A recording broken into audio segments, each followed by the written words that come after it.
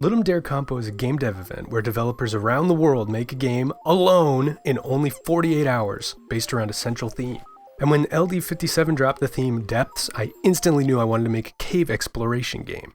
I've always been fascinated by procedural generation, so I decided to start with that. I used a random walk algorithm to generate the cave.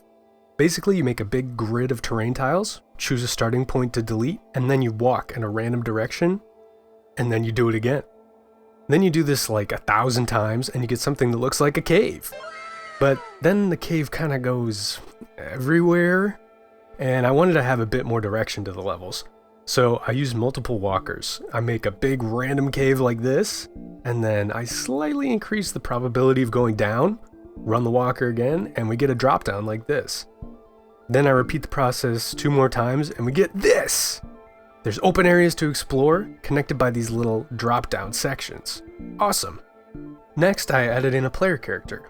But the fact that this was a side view platformer, and you could see everything around you, meant that I wasn't really getting that feeling of mystery or uneasiness about what was beyond the next bend in the cave that I wanted. So I used Godot's shadow system to seriously limit your vision, and I immediately thought this was a lot more fun and immersive, so I added the ability to throw ropes and glow sticks, and I called it a day. Oh, and you die if you fall off a cliff. Then I wanted to add something for the player to find, so I added structures that are placed around the level. I just built them using the tile map editor, and save them as patterns. Then, in my code, I can call this function to put the pattern wherever I want. The fact that Godot has a built-in way to do this saved me a lot of time. Now, here's the cave generation in action. As the walker walks, it places points where structures will generate, and points that are too close to each other are ignored so the structures don't overlap. And bam! We've got structures already. Then I added loot chests and these mummy enemies that wake up when you get too close, and they scare you so much that your light goes dim. I was pretty happy with how it felt to come across these guys, especially in structures like this one.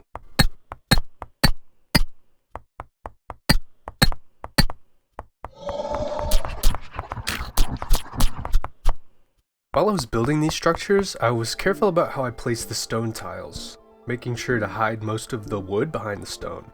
This let me control how the player will most likely approach the structure, so I can make little parkour challenges like this, and the player probably won't be mining into the structure from the back, straight into the loot room, which wouldn't be very much fun. I've kind of glossed over sound so far, but just like everything else in Ludum Dare, you have to make your sounds from scratch. So I had to record some. I recorded some taps on my coffee mug for the pickaxe, hit my desk for some steps, and added some embarrassing audio files to my hard drive when I made the mummy sounds. But after some layering and effects, I think they sound alright. I made a couple of other sounds with synths too. I also leaned heavily on reverb.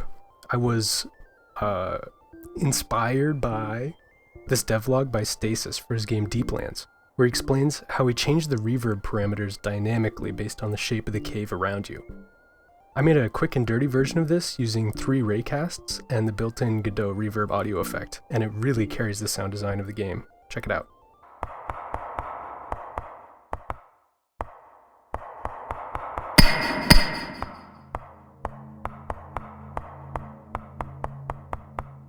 I added some other finishing touches, like ores you can mine to get more glow sticks and ropes, and I added a way to win the game. And that was pretty much all I had time for. If you want, there's a link to play the game in your browser in the description, and I'll see you in the next video.